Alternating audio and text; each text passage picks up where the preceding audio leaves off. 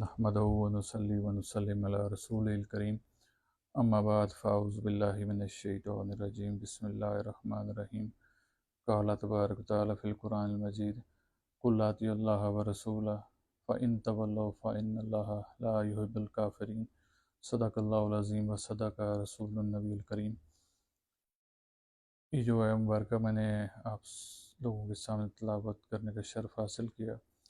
اس میں اللہ تعالیٰ ارشاد فرماتے ہیں کہ فرما دیجئے کہ اللہ اور اس کے رسول کی اطاعت کرو، اور جو کوئی ایسا نہیں کرے گا تو اللہ ایسے کافروں سے محبت نہیں رکھتا۔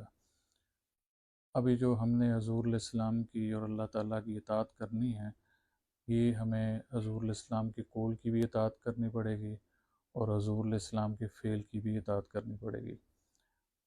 اللہ کے حبیب حضرت محمد مصطفیٰ صلی اللہ علیہ وآلہ وسلم نے ہم تک اللہ کا پیغام دو طریقے سے پہنچایا۔ ایک تو آپ نے یہ پیغام اپنے قول کے ذریعے پہنچایا، دوسرا آپ نے یہ پیغام اپنے فعل، کردار یا عمل کے ذریعے پہنچایا۔ اور کچھ مواقع ایسے ہیں کہ جہاں پر اللہ کے حبیب نے یہ اللہ کا پیغام ہم تک دونوں طریقوں سے پہنچایا، یعنی کہ آپ نے اپنا قول بھی پیش کیا اور اپنا فعل بھی پیش کیا۔ ہم اس کو دوسرے الفاظ میں کچھ یہ کہیں گے کہ اس معاملے میں یا کئی معاملات میں حضور علیہ السلام نے وربل کمیونیکیشن بھی کی اور نان وربل کمیونیکیشن بھی کی۔ یہ جو غدیر خم کا مقام ہے، یہاں پر صحابہ اکرام کو اتنی بڑی تعداد میں اکٹھا کرنا اور پھر ان کے سامنے مولا علی سرکار کی ولایت کا اعلان کرنا، یہ کوئی عام معمولی واقعہ نہیں ہے۔ اگر یہ کوئی معمولی واقعہ ہوتا تو حضور علیہ السلام سے حجۃ الوداع کے موقع پر اس خطبہ میں ارشاد فرماتے، لیکن چونکہ آپ کو معلوم تھا کہ وہاں پر ہر خاص و عام موجود ہے اور ایک عام شخص کی صلاحیت نہیں ہوگی، اس کی ذہنی وسعت اس قابل نہیں ہوگی کہ مولا علی سرکار کی اس ولایت کو سمجھ سکے، لہٰذا آپ نے ضروری سمجھا کہ میں یہ اعلان صحابہ اکرام کی جماعت میں کروں۔ لہٰذا آپ نے اس اعلان کے لیے غدیر خم کے مقام کا چناؤ کیا اور مولا علی سرکار کا ہاتھ فضا میں بلند کرتے ہوئے آپ نے ارشاد فرمایا کہ من کنت مولاہ فہذا علی مولا۔ اور یہ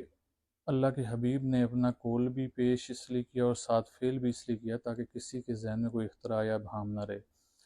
اب کچھ لوگ اس لفظ مولا کو اس معنی میں لیتے ہیں کہ یہ اس کے معنی دوست کے ہیں، کہ حضور علیہ السلام نے فرمایا کہ جس کا میں دوست اس کا علی بھی دوست۔ تو میں ان سے پوچھنا چاہوں گا کہ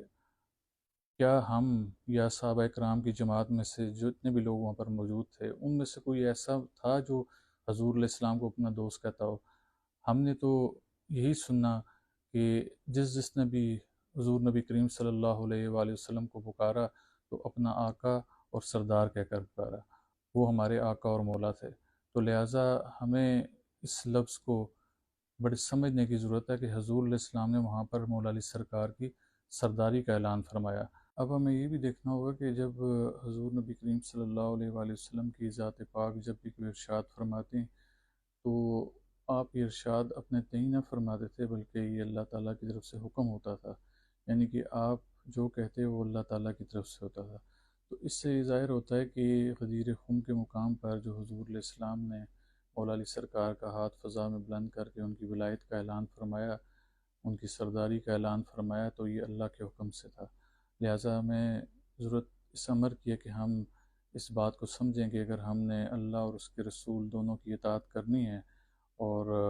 ہم نے بحکم قرآن ان لوگوں میں سے نہیں ہونا جو کہ اللہ کی آیات کا اور اللہ کے احکامات کا رد کرتے ہیں، تو ہمیں اس من کنت مولا ہو فاضا علی مولا کو اسی مصداق میں لینا ہوگا جس مصداق میں سے حضور علیہ السلام نے ارشاد فرمایا۔ میری دعا ہے کہ اللہ تعالی ہمیں حضور نبی کریم صلی اللہ علیہ وآلہ وسلم کی قول و اقوال کو سمجھنے کی توفیق عطا فرمائے۔